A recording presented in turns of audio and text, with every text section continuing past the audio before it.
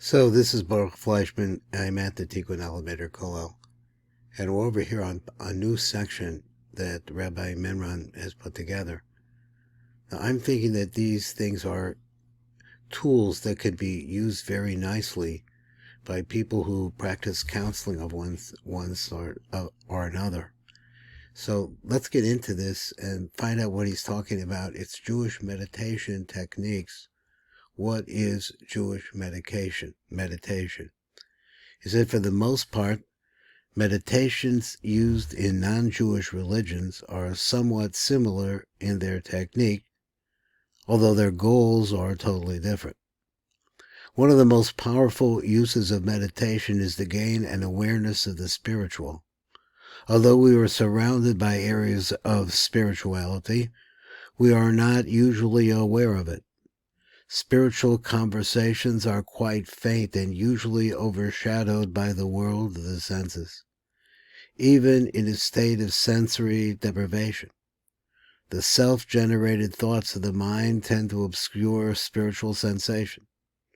However, if a person can quiet down all extraneous thoughts, he can then tune in to the spiritual. This tuning in is what is known as the mystical experience. In this sense, meditation is the most important technique of mystics. Let me get this page lined up here. As controlled mystics all over the world. That's where we are. It says a meditation can be defined as a controlled manner of thinking.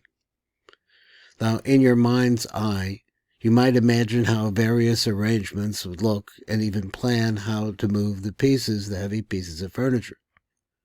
During that half hour while you were thinking about your furniture, you'll have been meditating on furniture arrangement. It is as simple as that. There may not necessarily be anything esoteric or mysterious about meditation. No special surroundings are required, nor must any particular body position be assumed. You could have meditated while walking around the block, while sitting back in your easy chair, or while relaxing in the tub.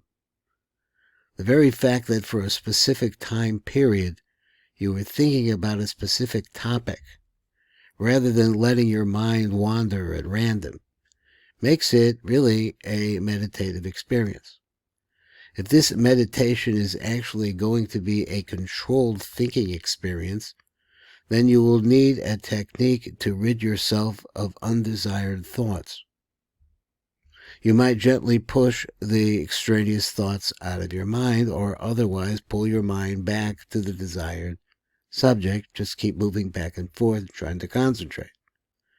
Whatever method you use to keep your mind on the subject, in doing so, you will be developing the rudiments of a full-fledged meditative technique. Now he says, let's try a little exercise by stopping to think for 2 minutes. Absolutely no thought for 2 minutes, 2 short minutes. Stop reading. Try it now. Now I'm going to keep reading on because this is just a little intro, and you could replay it again. So he says, let me see where I'm at now. You can obviously see from this small exercise that the mind has a mind of its own. What he means to say that if you did the 2 minutes, you would see that the mind is moving.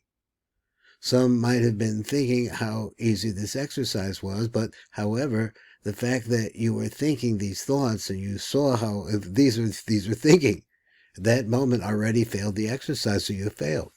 You missed it. So he said, let's get down here.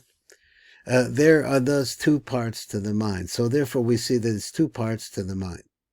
One that is under the control of the conscious will, and one that is not.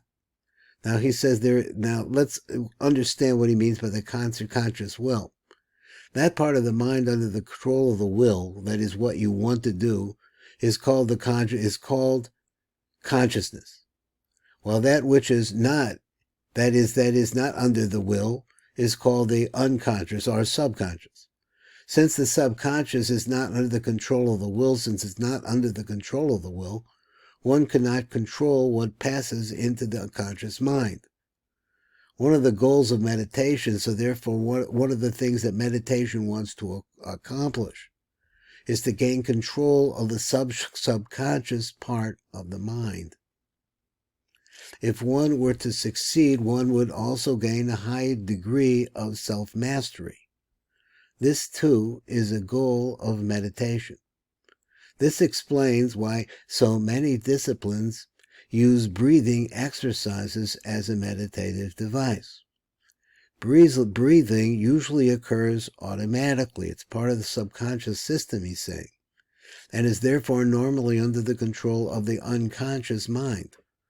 Unless you are consciously controlling your breathing, you try to slow it down, speed it up. It will mirror your unconscious mood. This is one reason why breathing is one of the indicators in a lie detector test. Yet, if you wish, you can control your breath and do so quite easily. Breathing, therefore, forms a link between the conscious and the unconscious mind. So therefore, breathing forms that link. By learning how to concentrate on and control your breath, you can go on to learn how to control the unconscious mind. Because breathing is an unconscious process, so you concentrate on changing that. And as you go through that, it actually does work.